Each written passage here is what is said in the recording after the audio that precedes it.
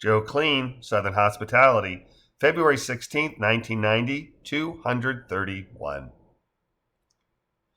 Lois turned to Phil and asked, "The agency?" "Oh," Phil says, waving at her repeatedly, backhandedly from the wrist, smiling and shaking his head. "Civilian employee. I go around and check for safety issues. OSHA stuff, at least until April. But even then, there's plenty of fascinating things that one sees and procedures to follow in traveling to low places."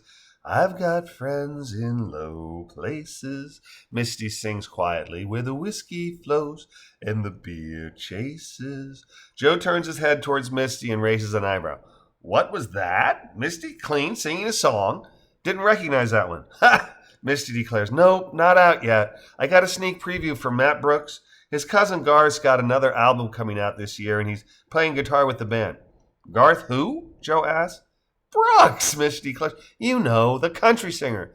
"Oh, God," Joe says, shaking his head. "I know I promised for better or for worse, and sickness and in health, but our vows did not include country music."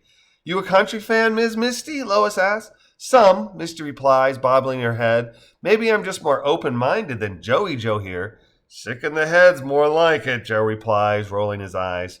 Misty turns to Joe, tilts her head, plants a stern look on her visage, and looks at her husband from the tops of her eyes. "You actually like Garth Brooks, Joe." "What?" "No." "Tolerate more than other country singers?" "Yes." Joe pauses and then says in an affected female country twang, "Oh, we got both kinds. We got country and we got western." "Thanks, Elwood," Misty replies, shaking her head. "And you do like Garth Brooks. If tomorrow never comes, the dance, you do too." "Exceptions do not prove the rule, ma'am," Joe replies, tipping his imaginary Stetson.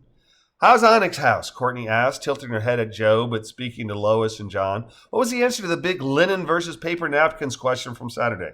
"The what?" John asked, his face skewed in confusion. "Oh," he continues, the proverbial 100-watt clicking. "Sunday was linen, but the weekdays were paper napkins. Forgot all about that," he says, chuckling. "When are you folks heading out?" "Tomorrow morning," Courtney replies. "We have a 10 o'clock to Miami and then home. Should have just enough time for an early morning swim and then back to the grind. Oh, speaking of which, we need to call Doc Williams." "Early morning," she says, Joe replies, smiling and shaking his head. "And we could take the shuttle. It's free, or at least included." "Yep, but we need to call Doc anyway," Courtney replies, nodding. "We have to settle up." "All right," Joe replies, nodding repeatedly. "I think ditching Doc would get us off of his beautiful people list."